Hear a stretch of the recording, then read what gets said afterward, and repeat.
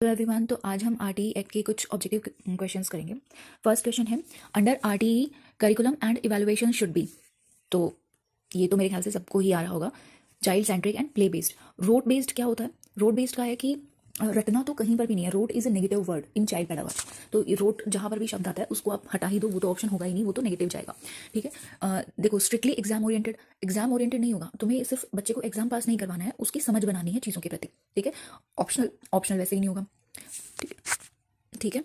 Next question, एक second, क्या हो गया? हाँ, RT Act ensures that no child is held back, expelled, or required to pass a board examination until the completion of elementary education. This is called, क्या कह रहा है कि RTE के अकॉर्डिंग, RTE यह सुनिश्चित करता है कि जो प्राइमरी शिक्षा है, एलिमेंट्री एजुकेशन है, पूरी होने तक किसी भी बच्चे को रोका नहीं जा सकता, निष्कासित नहीं किया जा सकता, और बोर्ड परीक्षा में पास होने के लिए उसे बाध्य नहीं किया जा सकता। तो इस चीज़ को क्या बोलेंगे?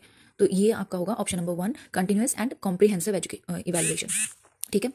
नेक्स्ट है, RTE Act provides special training for children who have not attended school before admission. This is called, तो ये होगा आपका ब्रिज कोर्स, कि जो बीच में एजुकेशन छोड़ दी है, मान लो घर पे कोई प्रॉब्लम हो गई है या बच्चे को कोई प्रॉब्लम हो गई है, हेल्थ इश्यूज हो गए हैं, तो उसने बीच में पढ़ाई छोड़ दी है।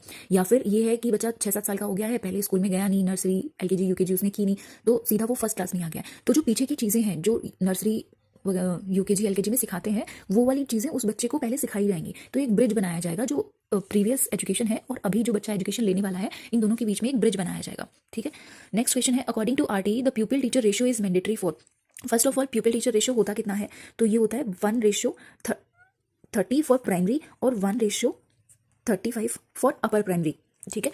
तो ये कहाँ पर, कौन सी स्कूल्स में लागू होता है? All schools included private, only government schools, only urban schools, optional in rural schools. तो ये all schools included private schools. Private schools में भी ऐसा नहीं है कि जो प्राइमरी है वहाँ पर 40-50 बच्चे हैं और तुमने उन पर एक टीचर रखा हुआ है, ऐसा नहीं है। ये जो रेशियो है, प्यूपिल टीचर रेशियो, ये सभी स्कूल्स में मैंडेटरी है। नेक्स्ट क्वेश्चन है, the age of admission under RTE for class 1 इज। क्लास 1 में एडमिशन लेने के लिए RTE के अकॉर्डिंग एज क्या है? तो एज है आपकी 6 to 7 ईयर्स। क्यों है 6 to 7 ईयर? आपको पता है 5+3+3 वाला सिस्टम आया हुआ है। तो इसमें क्या होगा, 3 साल का बच्चा है, 3 साल का बच्चे को आप एडमिशन दिला रहे हो, तो उसके बाद वो नर्सरी करेगा, LKG करेगा, UKG करेगा, उसके बाद वो फर्स्ट में आएगा, तो 3 साल वो रह गई हैं। ठीक है। तो 6-7 साल का बच्चा होता है जो फर्स्ट क्लास में आता है। नेक्स्ट क्वेश्चन है, under RTE no child can be detained under the completion of. किसी भी बच्चे को एटलीस्ट इतनी एजुकेशन होनी चाहिए, इस एजुकेशन के कंप्लीट होने से पहले उसको डिटेन नहीं किया जा सकता। तो ये क्या है? Elementary education. At least elementary education तक तो इसको चेंज नहीं ही करना है।